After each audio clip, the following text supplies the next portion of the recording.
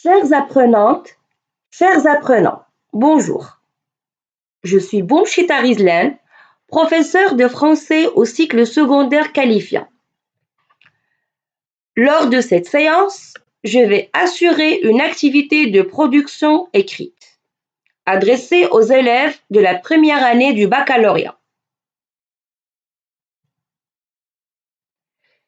Cette activité, dont l'objectif est de rédiger un essai argumenté cohérent, s'inscrit dans le cadre de l'étude du roman à thèse intitulé Le dernier jour d'un condamné de Victor Hugo.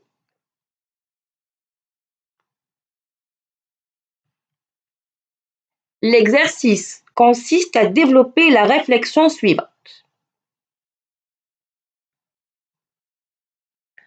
Dans le chapitre 23 du dernier jour d'un condamné, le Frioche révèle qu'il a commencé le travail à l'âge de 9 ans pour subvenir à ses besoins.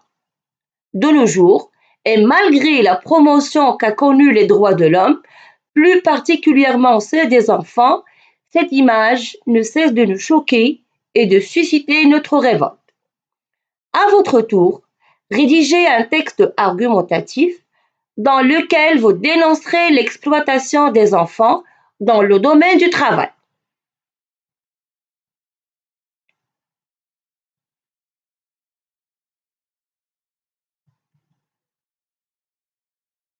Avant de commencer la rédaction au propre, il y a un travail à effectuer en amont, en respectant les étapes suivantes. Je dois analyser la consigne. Je lis et je relis la consigne pour repérer les mots-clés, afin de cerner le thème que je vais développer. Ainsi, je pourrais éviter le hors-sujet, car le respect de la consigne est l'un des critères les plus importants pour réussir cet exercice. Ensuite, je dois être conscient de ma tâche.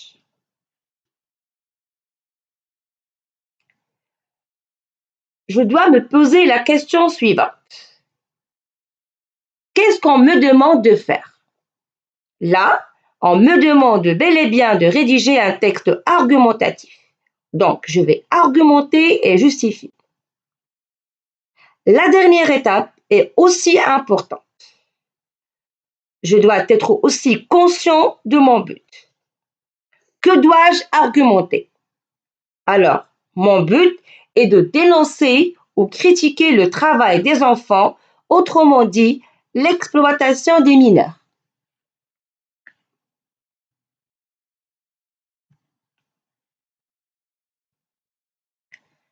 L'analyse de la consigne me permettra d'adopter le plan adéquat.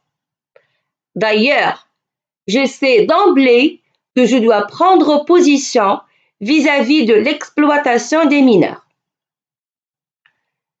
Je suis déjà contre ce phénomène.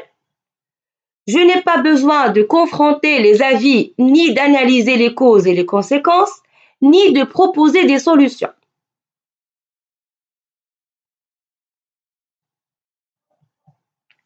Alors, j'écarte les plans suivants. Plan dialectique, plan analytique et plan concessif. Et j'opte pour le plan thématique, autrement dit, plan simple.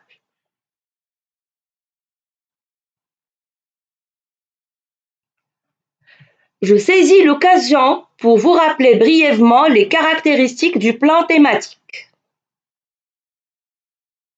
L'introduction, celle-ci est commune à tous les plans. Je dois la composer selon 3 temps et en un seul paragraphe.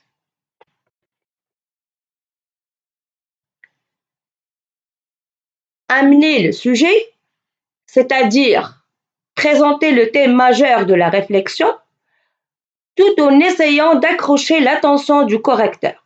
Pour ce faire, je peux recourir à une définition, à l'œuvre, au programme ou à une autre œuvre littéraire.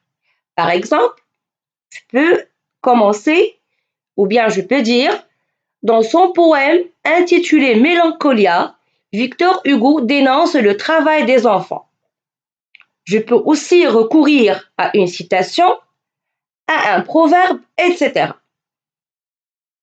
Ensuite, je problématise. J'explicite l'intérêt de la problématique. Je la situe dans un domaine d'études social, économique, pédagogique, et si c'est possible, je peux la contextualiser par rapport à une époque bien déterminée. Et voici certains exemples. Finalement, j'annonce le plan, soit sous forme d'affirmation, soit sous forme d'interrogation. L'objectif de cette étape est de signaler les points à développer dans chaque paragraphe du développement, sans toutefois garder les formules du type « selon vous ». Attention au plagiat. Il est nécessaire de reformuler la consigne en utilisant ses propres termes.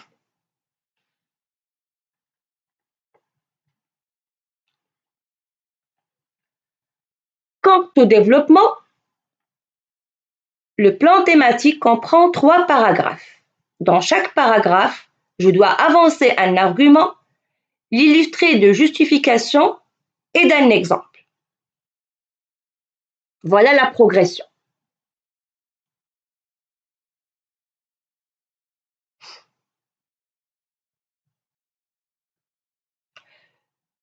Je suis arrivée maintenant à la dernière partie de ma production écrite, qui est bel et bien la conclusion.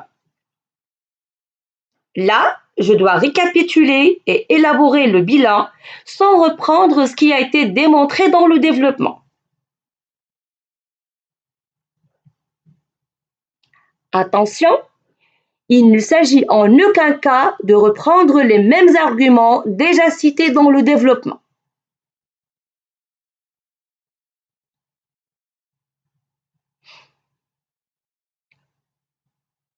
Je vous propose un exemple d'introduction selon les étapes déjà présentées.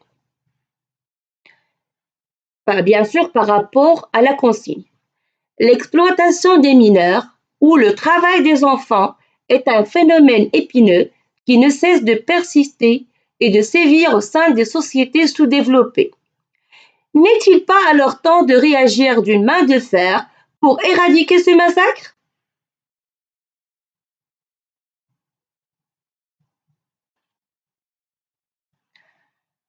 En ce qui concerne le développement, je propose cette procédure.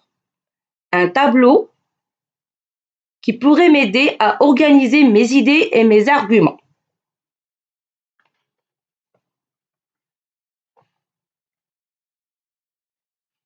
J'organise les paragraphes comme suit. Je commence mon paragraphe par un lien logique d'énumération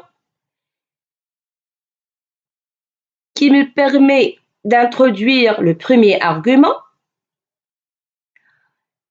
Pour le justifier, je choisis un lien logique d'explication.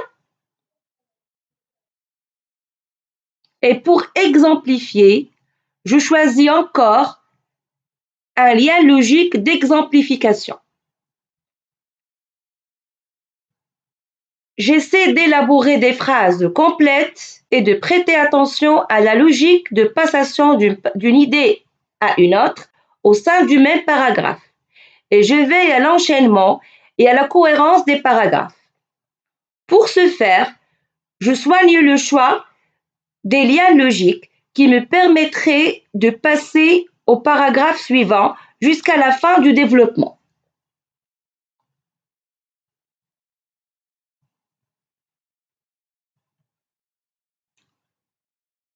Je passe maintenant à la conclusion.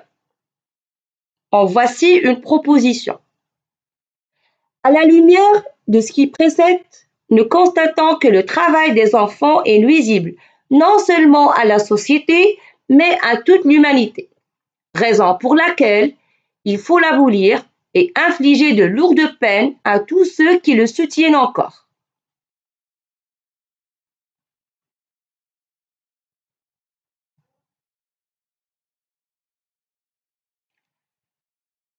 Avant d'achever la séance, j'aimerais bien attirer votre attention sur les règles suivantes. L'organisation des paragraphes à travers les sauts de ligne pour ne pas les condenser. Je dois aérer mon texte. Je dois marquer le début de chaque paragraphe à l'aide d'alinéas. J'emploie des liens logiques pour assurer la cohérence des idées et des paragraphes et je veille à la ponctuation.